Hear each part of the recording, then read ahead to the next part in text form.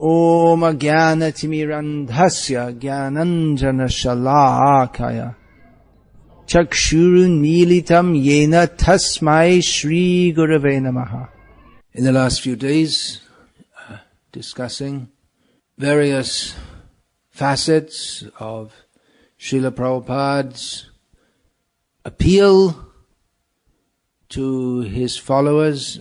Naturally, I've been quoting various of those followers, some of whom later on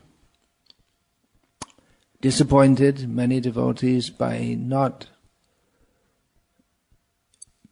living up to the reputation that they had for being closely associated with Srila Prabhupada and leaders of the Krishna consciousness movement. But nevertheless, the fact that they were with Srila Prabhupada and were instrumental in his spreading of the Krishna consciousness movement throughout the world, they were personally known to Srila Prabhupada. I wasn't, among probably most of Srila Prabhupada's disciples. Did Prabhupada personally know you? No. Of course, in one sense, yes, but not in the conventional way. So, they're very special jivas, no doubt, those who had the opportunity to serve Srila Prabhupada in that very intimate manner, so we can always remember that. Another point in relationship to Srila Prabhupada, which is not in my notes which I made here, but I quite often make because I think it's important to make, is the invention of the all-merciful Srila Prabhupada. Causeless mercy is there, no doubt. But all merciful, the idea that, well, you can do whatever you like and Prabhupada, he's there, he'll look after us. Well, that wasn't Srila Prabhupada's teachings. The idea that you just somehow or other say Jai Prabhupada sometimes and do Krishna consciousness at the level that you like, as you like, when you like, how you like, if you like, that is not the teachings of Srila Prabhupada. The mercy of the Guru is that he gives instructions by which one can become purified. We have to do our work also. So Srila Prabhupada is very merciful, no doubt, but that doesn't mean that he is obliged to give us Krishna Prem, even if we are not very serious about practicing Krishna consciousness, or we invent some philosophy that we don't have to practice it very carefully and seriously because Prabhupada will do all the work. It's what Srila Prabhupada criticized Christians for, that we can sin and Jesus will save us. That's not what Jesus taught. It's not what Srila Prabhupada taught, and not what the Shastra teaches. We have to do our work also. Anyway, getting back to the various facets of Srila Prabhupada's fascinating and glorious and worshipable personality. Mind reading. Again, it's not anything that Srila Prabhupada, he stressed that we should practice Krishna consciousness and we develop all different kinds of powers. The devotee's only intention is to serve Krishna in the manner that Krishna wants to be served. But it happens that people who become spiritually advanced, they may, if Krishna so wants, have bestowed upon them the faculty of reading others' minds. And it's not truly spiritual accomplishment. Many people who are not even devotees, they may be yogis. If the senses are controlled, then one may develop that faculty. But that doesn't mean one's on the spiritual. Simply to control the senses, that is a prerequisite for actual spiritual life. But it doesn't in and of itself constitute spiritual life any more than giving up all one's wealth might be a good start, might be, if one is interested in pursuing spiritual life very seriously, but giving up one's wealth in and of itself is not a spiritual activity. For that matter, brushing one's teeth is a good start to the day in Krishna's service.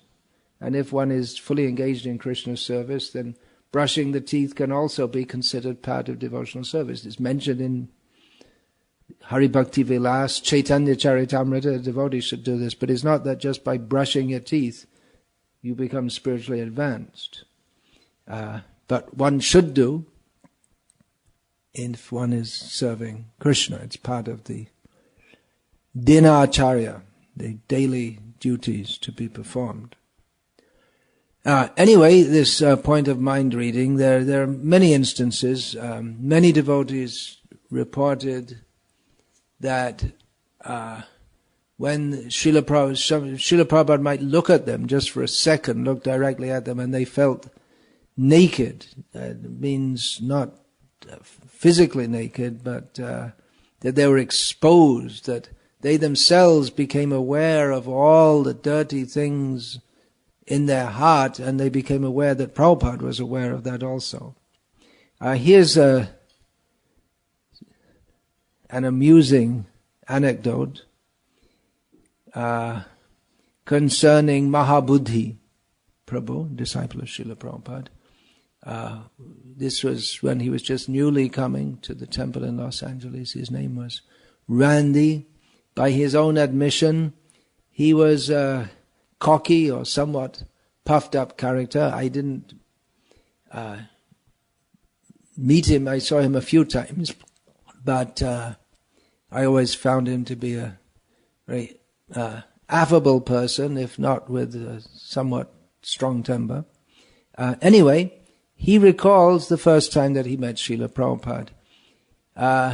He had long blonde hair. He was from a rich family. He was at university doing well. He was a football player, which in America means American football. It's more like rugby, and I think it's more physical even than rugby. They play it with helmets on. It's so very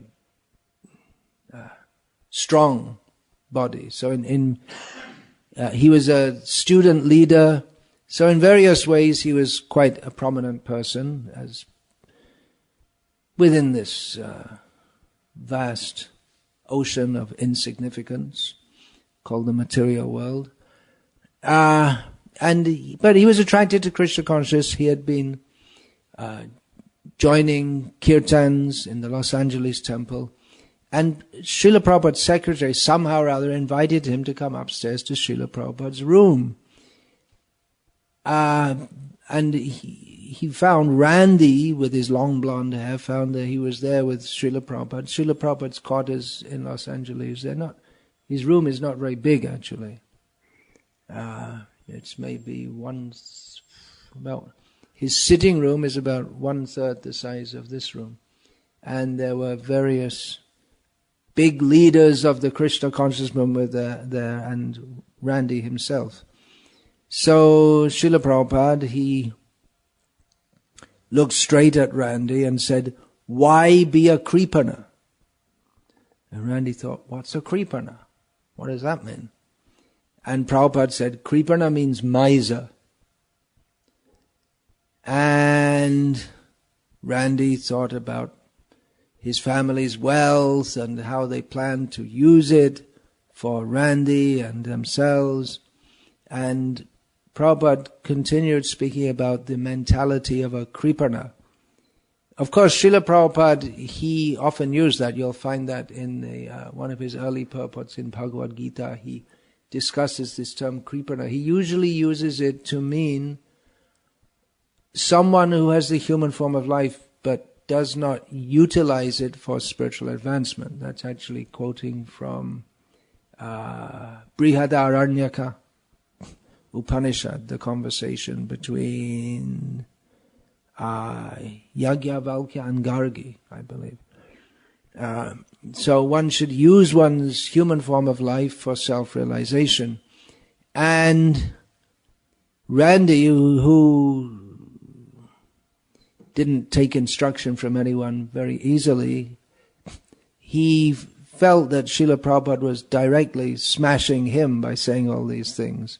It was like an ongoing conversation between Randy's rebellious way of thinking and Srila Prabhupada just smashing. Although Prabhupada was speaking generally to everyone. Then looking at Randy, that was his observation, although possibly Srila Prabhupada was looking around the room, but he felt that Prabhupada was looking at him and Srila Prabhupada said, because you have been given some ability, some wealth and some opulence by Krishna, you should use it in Krishna's service. If you use it only for your own sense gratification, that is simply miserly. If you do not take to Krishna consciousness, you will ruin your human form of life. And then Srila Prabhupada went on to explain about devotional service and how it is practiced, and Randy again internally puffed himself up, thinking that Prabhupada was insulting him by calling him a miser. He just came to visit him and then he starts insulting him. Randy could not but admit to himself that Srila Prabhupada seemed to be reading his mind, but he thought, well, if he's really reading my mind, if he's really perfect, he should know the future also. So he's trying to avoid that Prabhupada is speaking to him. At that point, Srila Prabhupada asked for the Srimad Bhagavatam, the Sanskrit edition, to be brought. And then Srila Prabhupada began reading from the 12th canto, the predictions for the age of Kali. How humankind will become degraded. And Srila Prabhupada went through this, that there are different points. One of them is Lavanyam Keshadharanam. People will think simply to have hair is beauty. And Prabhupada said that men will consider that to have long hair means they are beautiful. Then when Randy heard that, he became really perturbed and started to shake. And he thought, he's completely defeated me. So he left and he was driving his big car and feeling rather angry. Why am I treated like this? But then overnight he thought, actually, Prabhupada was right. I'm simply a fool. And he came back the next day with a check for $1,000, which was a considerable donation at that time. And $1,000 is worth a lot more, and people weren't giving. Yeah. So, the devotees felt that in the presence of Prabhupada, there's no hiding. Among others, we can maybe hide our intentions, hide our ego, but in the presence of Srila Prabhupada, it's just not possible. Tamal Krishna Goswami, he wrote, the spiritual master knows thoroughly the heart of his disciple, and this was in relation to Srila Prabhupada. The spiritual master knows thoroughly the heart of his disciple and always endeavors to help the disciple cleanse his heart and make it a fit place for Krishna to reside. Of course, Srila Prabhupada denied that he was omniscient. when a devotee asked him how could he know what's going on in his Krishna conscious movement all over the world, Srila Prabhupada said, well, therefore I have the GBC secretaries and the town presidents, and I asked them. When he was asked, that was in a letter he wrote that, when he was personally asked about, is the spiritual master omniscient, does he know everything, Srila Prabhupada says, he knows what Krishna informs him, what Krishna thinks he has to know. Paramatma samahita. Such a person is described in the Bhagavad Gita, one who has controlled his senses, as one who is in contact with Paramatma. One incident, one devotee, he was from Calcutta, but he was studying in England and he became a full-time brahmachari in England, which was unusual at the time. Nowadays, mostly the devotees who join as brahmacharis in England are from Indian backgrounds, directly or indirectly. It means mostly born of Indian ancestry in England. But at that time, as I remember, brahmacharis, there was Shubhag, Brajendra Kumar, who became Brajendranandan Swami, and there was another called Brajendra something else, Brajendranandan. He was studying to be a doctor. I don't know what happened to him.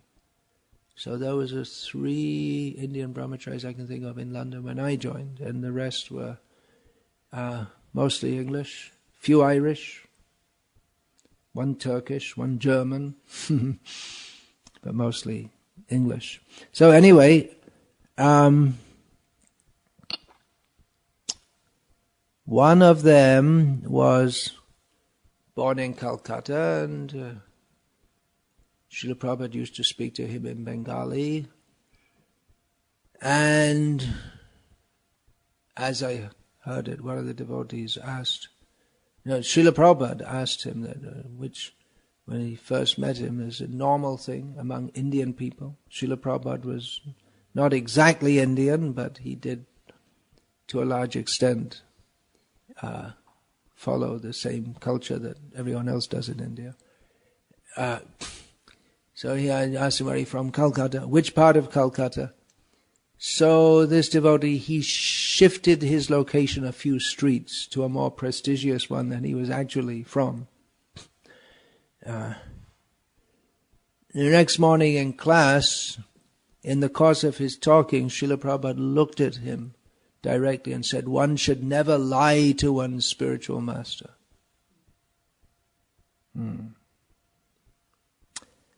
Here's a quotation from Satsvarup Das Goswami about Srila Prabhupada. Everything seemed to become exposed under his eyes and his gaze. Prabhupada's glance functioned both as the thunderbolt and the rose. If a devotee went before Srila Prabhupada and he was not entirely honest or open, or if he was trying to bluff his commitment to Krishna, Srila Prabhupada could penetrate through all this by a straight gaze into the devotee's eyes. It's difficult to be insincere in Prabhupada's presence. Purijan Prabhu tells one of the times when Srila Prabhupada severely chastised him. And he said, he gave 2 analogies to describe how this particular form of mercy felt. One was open heart surgery without anesthesia. I don't know if that's even possible, because if the patient moves, then it becomes very dangerous. But anyway, you get the idea. And also from the Bible, there's described that Adam attempted to hide from God after he had committed the original sin for which we're all suffering, that eating the apple or whatever it was, and as a result the whole of humanity has to suffer.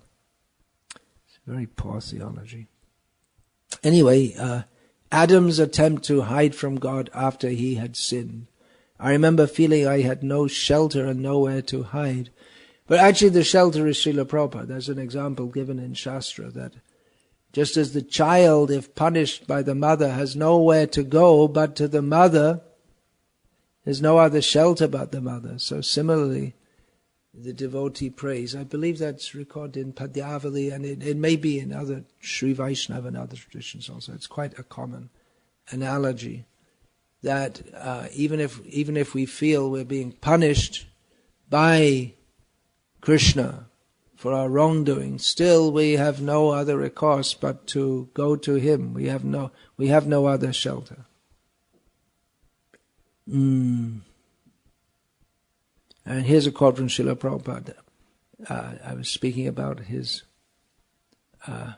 apparent, or when a devotee asked Srila Prabhupada about the spiritual master, can the spiritual master make mistakes? It's a very bold question to ask, especially seeing as most devotees were in a rather naive consciousness that the spiritual master, the perfect person, can make no mistakes of any kind whatsoever, because Brahm Pramad Vipralipsa Karana Parthav Arsha Bigga Bake Nahi Doshe Shab, stated in Chaitanya Charitamrita. Mistakes, illusion, imperfect senses, and the cheating propensity, these four defects do not appear in the words of veritable persons.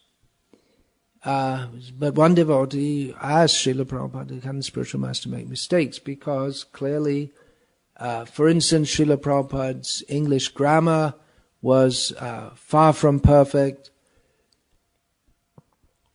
He often quoted Sanskrit verses with his own version, just like, for instance, Janma karma cha me divyam evangyo veti tatvataha. But those who listen to Srila Prabhupada's lectures will know that he always quoted Jo janati tatvataha, which is not exactly what's stated in Bhagavad Gita, and sometimes he would forget verses, and so on and so on. But devotees, they thought that not making mistakes means, I don't know what they thought, there's some idea that the spiritual master, or Krishna states in Bhagavad Gita, Yo mam eva samudho janati purushotamam sasarva vidbhajati mam sarva bhavena bharata. He states that one who, without doubting or being bewildered, knows me to be the supreme person, or the person above all others. He knows everything, and he therefore worships me in all respects, unreservedly. So what does that mean? That means you're chanting your rounds one day, Hare Krishna, and all the anarthas have been going away gradually over the years, and all of a sudden there comes a moment where you know everything. You can speak every language that was ever spoken. You know everything, whatever Einstein, Newton, and everyone all discovered, you know it. It doesn't mean that.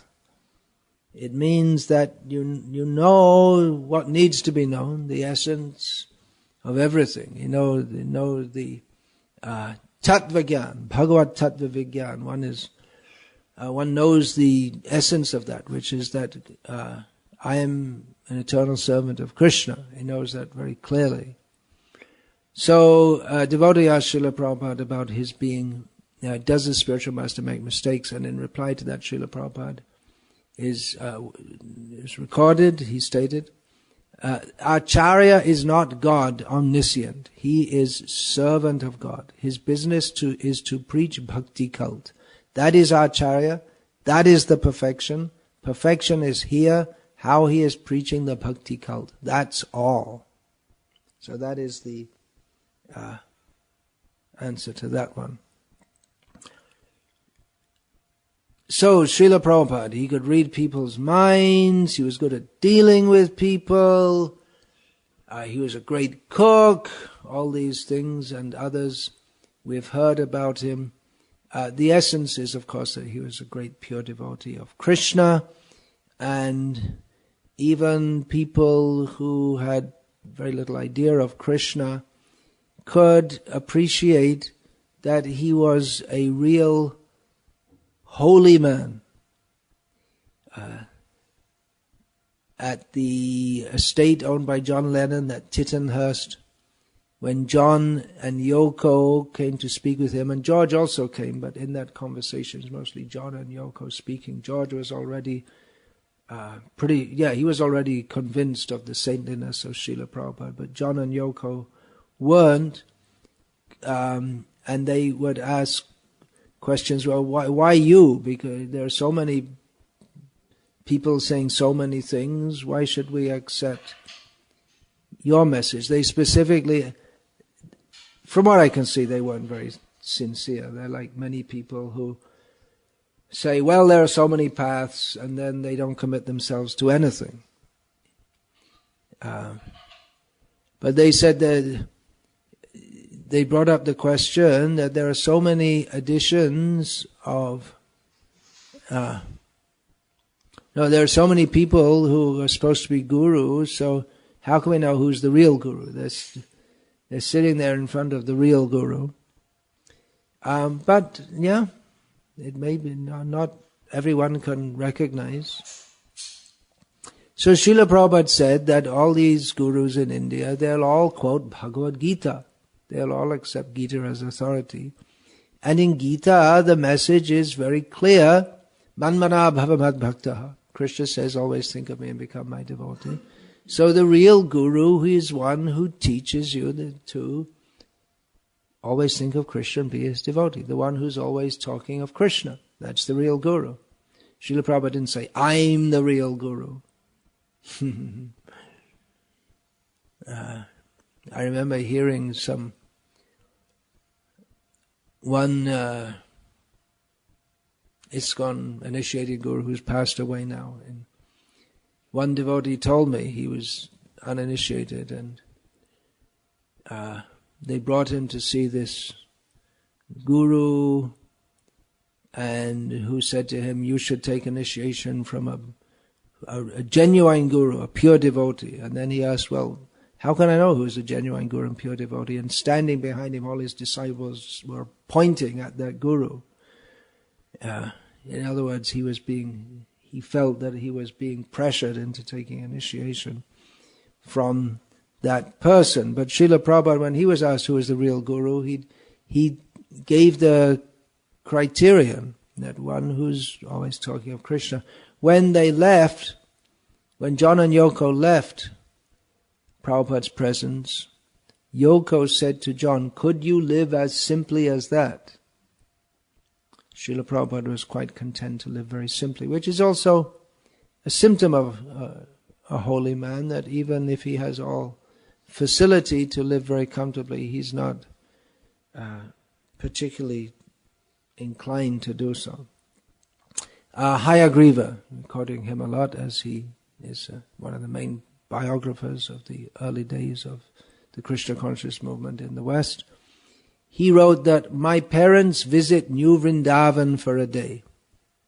After talking with Prabhupada in his upstairs room, they are impressed. My mother says, you can tell immediately that he's a real holy man. All he talks about is Krishna.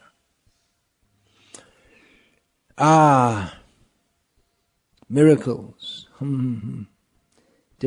are different kinds of miracles. Famously, Srila Prabhupada, I quoted that the other day, and then I looked it up afterward. I read in one place that a newspaper reporter had asked Srila Prabhupada about what miracles can you perform, and Srila Prabhupada gestured to his disciples. It's also recorded that Srila Prabhupada did so at a major public lecture in Hyderabad, when someone citing Satya Sai Baba of miracle fame asked Srila Prabhupada if he could perform miracles, and Srila Prabhupada gestured to his disciples, Western disciples, on the stage and said, these are my miracles. So it may have been once or it may have been twice, but Srila Prabhupada said that. Generally we think of miracles, things like bringing the dead back to life, curing the incurable, turning water into wine. That's not one for devotees to do, even if you can do it. Walking on water, that's a famous miracle that Jesus did, although it's in India it's known to be one of the yoga siddhis, that if yogis do that kind of thing, it's not considered such a big thing. So there are other kinds of miracles. As Srila Prabhupada said, these are my miracles, pointing to his Western disciples. And in many cases, we find that devotees take to Krishna consciousness, and it's as if it's all being orchestrated from above. There's a whole series of things that happen, and many devotees report things just like that. Their wife may die, they lose all their money, and then they lose. So many things happen to them, and at the same time they keep on coincidentally coming in contact with the devotees. It's as if the whole thing's being choreographed from above, higher forces at work. So devotees, they often recognize the hand of Krishna in bringing them to Krishna consciousness, and the hand of Srila Prabhupada. That meeting one's guru, it's not some accident. We hear from Sri Chaitanya Charitamrita, Brahmanda Brahmite Kono Bhagyavan Jeev Guru Krishna Prasade Pai Bhakti Lata Bij. Out of one among many, one rare soul among many, the practically infinite number within one universe, one who is very fortunate by the mercy of Guru and Krishna gets the seed of the creeper of devotional service. So it's not just an accident that it's all being arranged by Krishna, who's within the heart.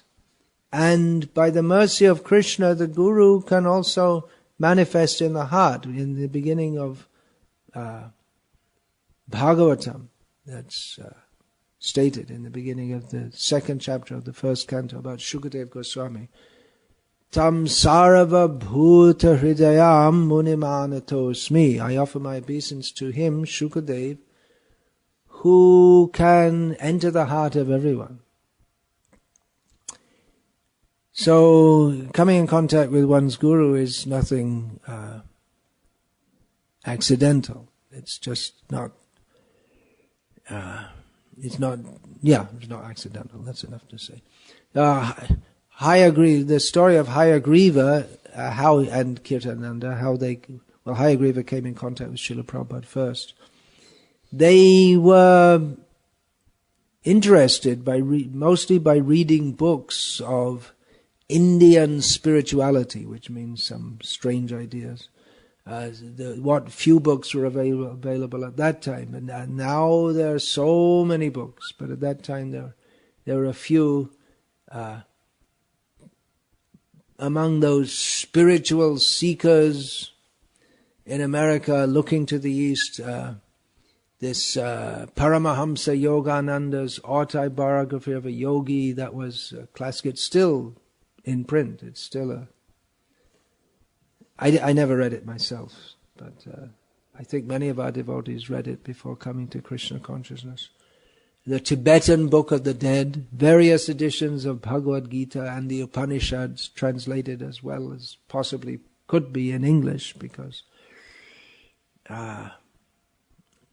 first of all, to understand the Bhagavad Gita and the Upanishads, and then to translate it into English.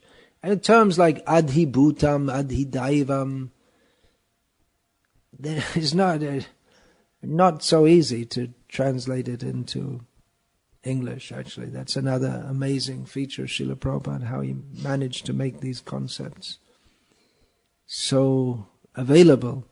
Anyway, Hayagriva and Kirtananda, at that time known as Professor Howard, I'm not sure if he was later he became a professor, Howard Wheeler and Keith Ham, they decided to go to India, to the place where it's all happening spiritually, to find out a guru.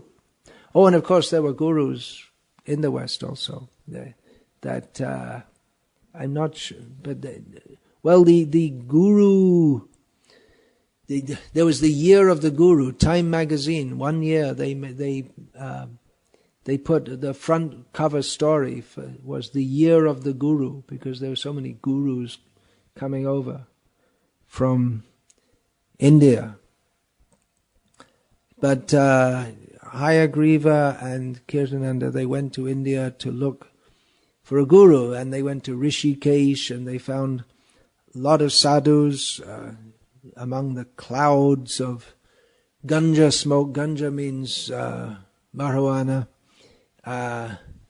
and they weren't very impressed. And they came back.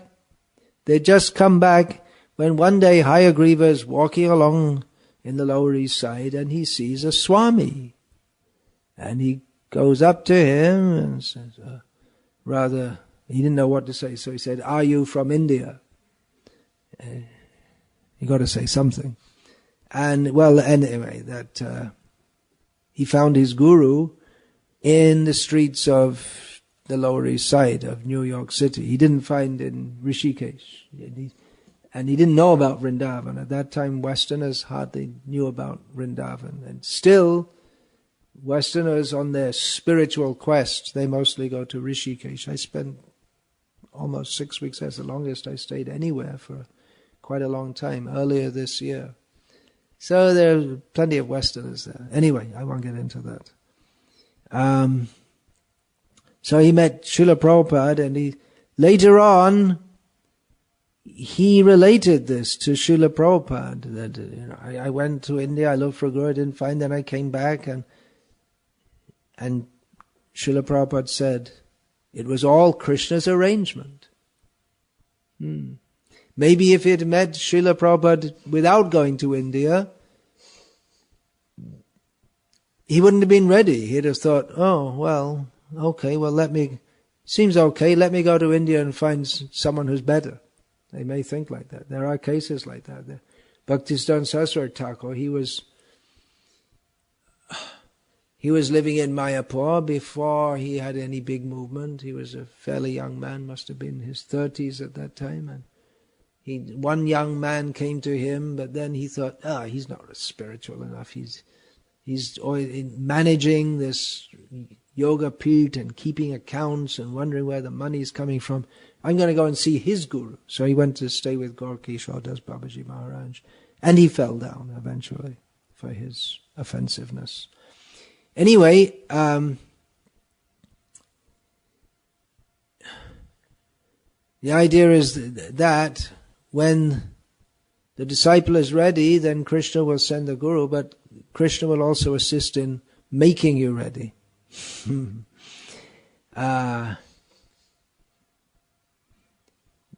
1969, late 1969, Srila Prabhupada was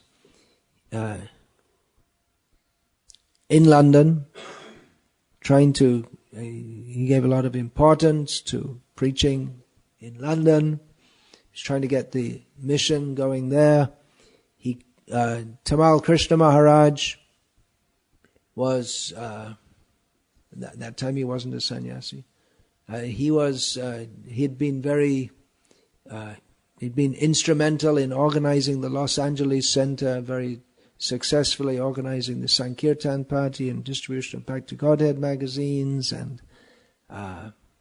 Sankirtan at that time meant Harinam Sankirtan, and distributing Back to Godhead magazines along with it, and collection. He was clearly an able organizer. So Srila Prabhupada called him to come, and the devotees from America who had already gone to England advised Tamal Krishna to come in civilian clothes. and present himself as a tourist when coming through immigration, which he did, but the immigration officers seemed they were quite good at their job, which is to keep out all unwanted people like Hare Krishna devotees. They're not in that mood nowadays so much.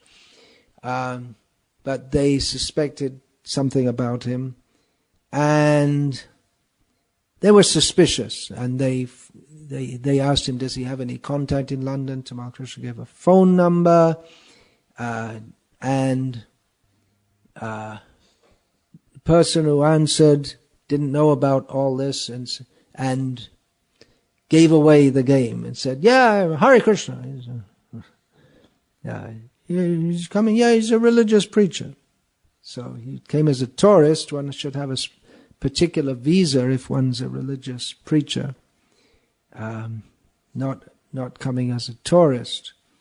So then the immigration officers, they checked through Tamal Krishna Maharaj's luggage, and what had happened previously, to avoid the draft to go into the Vietnam War, he'd found a friendly psychiatrist who gave him a letter saying that he's mentally unsound and not fit to be in the army.